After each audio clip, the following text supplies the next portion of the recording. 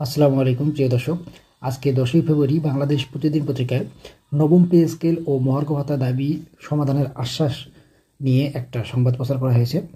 তো সেখানে বলা হয়েছে যে 50% মহার্ঘ ভাতা ও নবম পে স্কেল বাস্তবায়ন সহ 7 দফা দাবিতে আন্দোলনরত সরকারি চাকরিজীবী ঐক্য পরিষদের নেতাদের দাবি দ্রুত সময়ের মধ্যে সমাধানের আশ্বাস দেওয়া হয়েছে।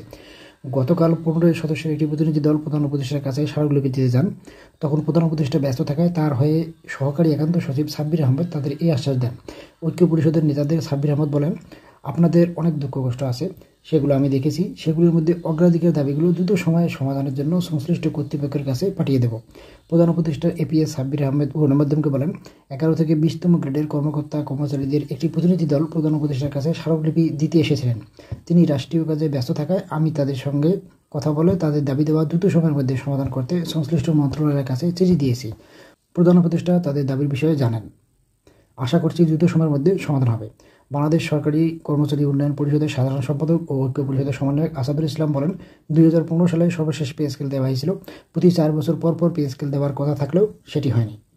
তো দর্শক, 11 থেকে 20তম গ্রেডের যে কর্মচারীরা মহার্ঘ ভাতা বা নবম পে স্কেলের দাবিতে প্রধান উপদেষ্টার কাছে গিয়েছিল, তো তা প্রধান উপদেষ্টার পক্ষ থেকে তার সহকারী সাব্বির আহমেদ আশ্বস্ত করেছেন যে আসলে এই দাবি দেওয়া পূরণ হতে পারে, এইরকম একটা বিষয়। তো এই ছিল মহার্ঘ ভাতা ও নবম পে স্কেল নিয়ে আপডেট নিউজটি।